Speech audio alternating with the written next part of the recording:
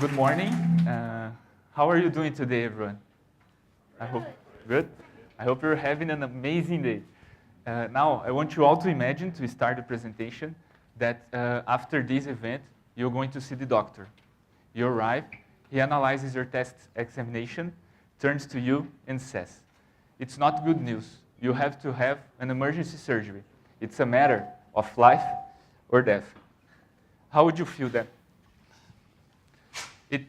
I was born with a back problem. It's not working. This? I was born with a back problem called scoliosis. I had the surgery, and after it, the doctor asked if I remember that he woke me up to check if I could move my arms and my legs. But everything went just fine. And guess what? I still grew 3 centimeters. I was only 17 then. I used to study a lot and pass most of my hours playing on the computer. But when I went through all this, something deep inside of me changed. It's a feeling that is hard to explain. But what I felt is that I needed to use all my potential. Soon after the surgery, while I was still recovering, I've been through the selection process of a public university, and I get in. It was like a victory. I was really happy about it. While I was at the university doing some volunteering work, I met 2 great friends, Alexandre and Diego. And Alexandre, he has a sister with disabilities, Laura. She was born with Down syndrome and autism. And he always lived, and he noticed the importance of specialized institutions on her development. Together, we decided to create Social Action for Equality of Differences, ASID. In Brazil, we have 6% of our population is people with disabilities. This is equal to 12 million people. And today, 60,000 poor families with an average income of $5 a day cannot find a suitable place for their disabled children to study and develop. This is a situation that harms the whole family and society. For more than 1 year, we visited a lot of institutions in Brazil, and we found out that the reason why institutions were not being able to grow their services and attend all the ones who needs is that the founders or directors have no specific knowledge, experience, and expertise on how to run a business. So we came up with a methodology based on 3 steps. The first one is the management diagnosis. It's a diagnosis where we put up together 160 indicators from these institutions, and we can see what they do good and what they need to improve. The second is a project. So we act on which are they needing. And the third one is the continued monitoring. So we can notice during the years how much they are growing. And this is really good for the institutions because they can grow, and we can achieve our 2 main results, which is improve the quality of the attending, and also during the years we noticed that they can actually raise the number of people helped. So up to date, we are working from 7 years for now, and we have impacted more than 130 institutions from 7 states of Brazil.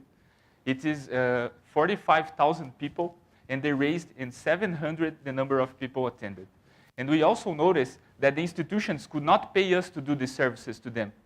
So we started to look for companies to make donations to us, and they used to say to us that they could not help no matter how they liked the idea.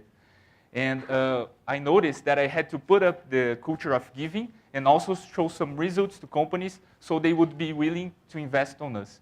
And it was not one meeting with an enterprise. It took 88 meetings with different enterprises until I heard the first yes, when I was almost giving up. It was 18 months in this situation. And so what we do for companies like this, is that we do corporate volunteering programs. At the same time, we bring their volunteers to work on the needs of the institutions. They develop like team skill abilities, leadership abilities, and etc. So companies invest on us to do this for them, because when they come back, they are more productive, they are more integrated, they are more engaged with the company. And also, we work with the inclusion of people with disabilities into the company because we believe that awareness is the basis of a good inclusion process. So we make these workshops, we make these talks, and then after this, we get the people from the institutions that we help to work on the companies. So this is why I get up off my bed every day, to see common people going to help institutions and also develop. This is why I get up off my bed every day, to see people with intellectual disabilities going to work on a company and doing their best. This is why I get up off my bed every day, to see people like Sui Lee achieving their dreams.